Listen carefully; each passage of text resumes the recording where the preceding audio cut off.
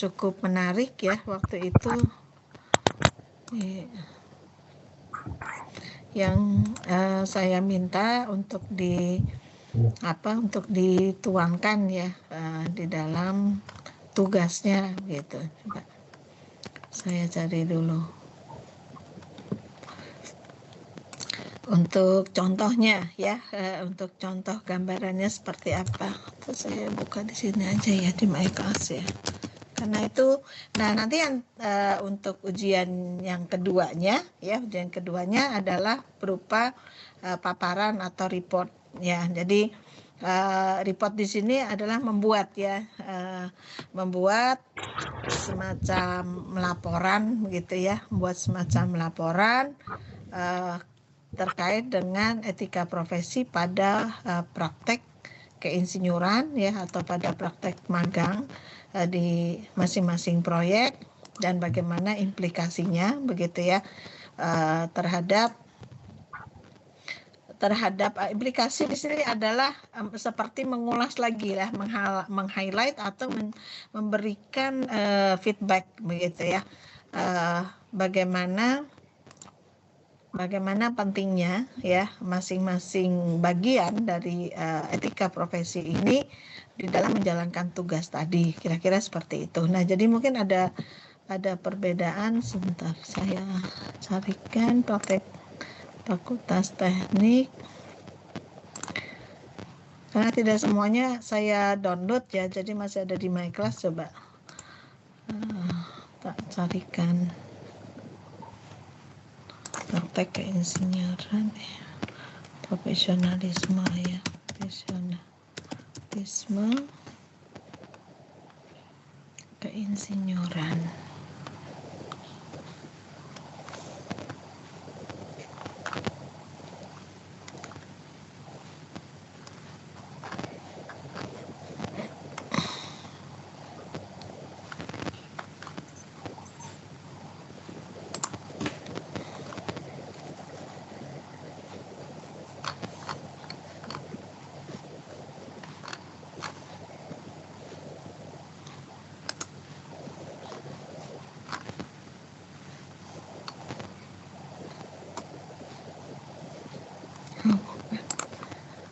Masuk di RPL, profesionalisme yang reguler.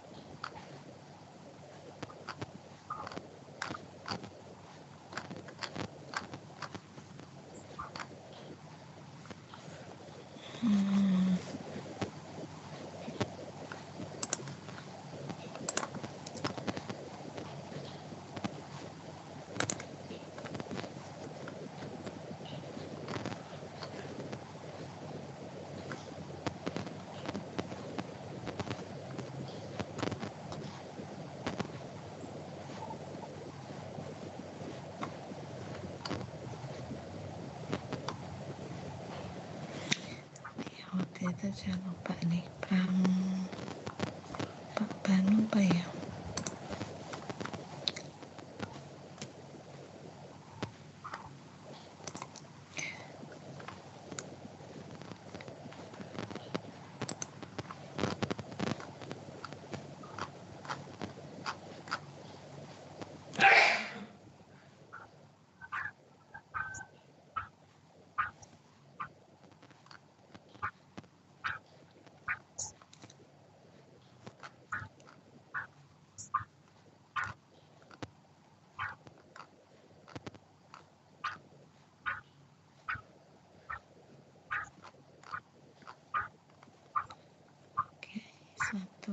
lagi Pak Agung, Pak Saleh.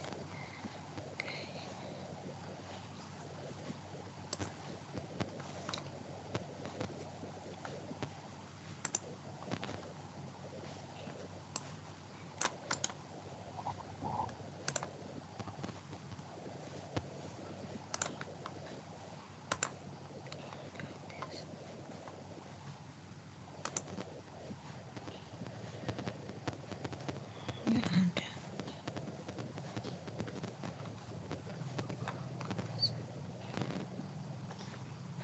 Ya, saya ambil contoh ya.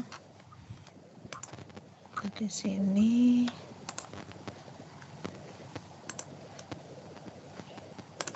download.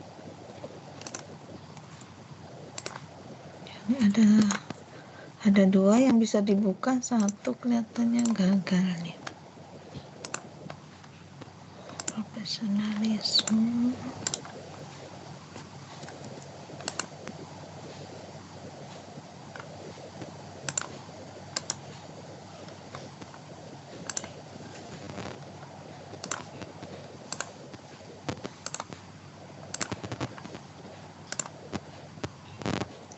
Ya, JPMK. Saya coba ini. Joko ya.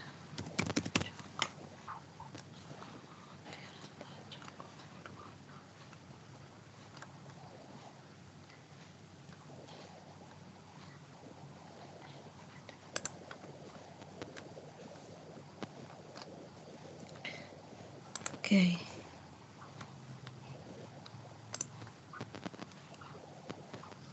Kok balikinnya lagi?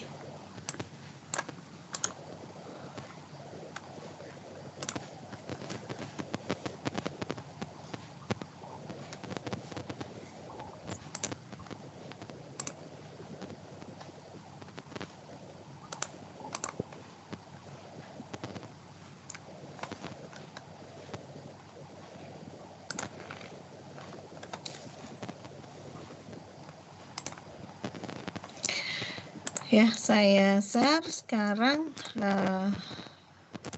ada contoh yang mungkin bisa kita bahas bersama ya. Nah, ini memang untuk interviewnya kan mungkin 140 gitu ya. Ya. Ini nanti dibuatnya cukup di dalam PPT gitu ya. Nah, kalau reporting atau berupa laporan seperti ini mungkin nanti, tapi konteksnya agak berbeda ya. Dalam konteks yang mungkin akan saya buat skupnya yang berbeda dengan contoh ini. Nah, jadi untuk yang presentasi minggu depan ya, sebetulnya untuk menjawab menjawab 3 hal ini.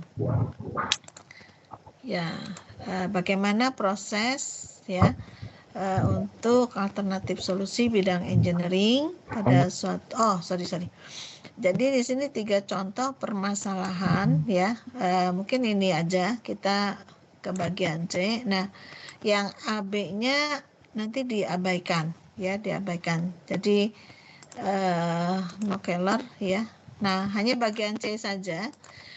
Berikan 3 contoh ya, bagaimana permasalahan ya, atau mungkin studi kasus ya, saya katakan studi kasus pada proyek pekerjaan ya, ataupun lokasi tempat kerja praktek atau tempat magang yang pernah saudara ikuti atau yang pernah bekerja di sana, kalau yang sudah bekerja gitu ya. Nah, bagaimana alternatif solusi dan proses pengambilan keputusannya. Nah, berdasarkan kriteria skill ya yang dibutuhkan di bidang profesionalisme. Artinya sebetulnya adalah bagaimana menyelesaikan kasus-kasus pada pekerjaan proyek keinsinyuran atau bidang konstruksi yang didasarkan kepada keahlian atau skill-skill sebagaimana yang dibahas sebelumnya gitu ya, sebagaimana yang pernah dibahas sebelumnya. Nah, Anda bisa mengambil skill tadi secara katakan random ya untuk proses-proses dalam pengambilan keputusan tadi.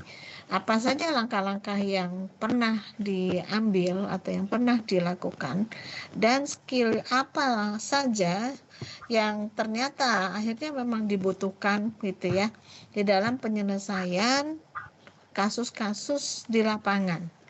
Nah, kembali lagi ke materi yang sebelumnya tentang standar ya profesi keinsinyuran. Sebentar. Bukan yang ini. Bagaimana keahlian ya. Saya lupa di. Nah, kita coba. Ini saya sudah share belum? Nah ya. Semoga bisa langsung bergerak ya, atau sudah langsung berpindah dari satu slide ke slide yang lain ya. Nah, di sini ada profesionalisme keinsinyuran yang menuntut ya, yang menuntut kemampuan dalam beberapa skill ya. Misalnya pengetahuan teknis terkini, komunikasi, kepemimpinan, interpersonal ya, penalaran kritis, kreatif, inovasi, dan perhatian terhadap detail. Nah, skill-skill ini tentunya ya akan bermanfaat atau berperan penting pada suatu kondisi. Nah, jadi kita tidak bisa berteori lagi dalam artian begini, oh ini bahwa dulu Bu Nur menjelaskan pengetahuan teknis terkini itu penting ya. Misalnya kita di dalam melakukan inovasi-inovasi pada proyek baru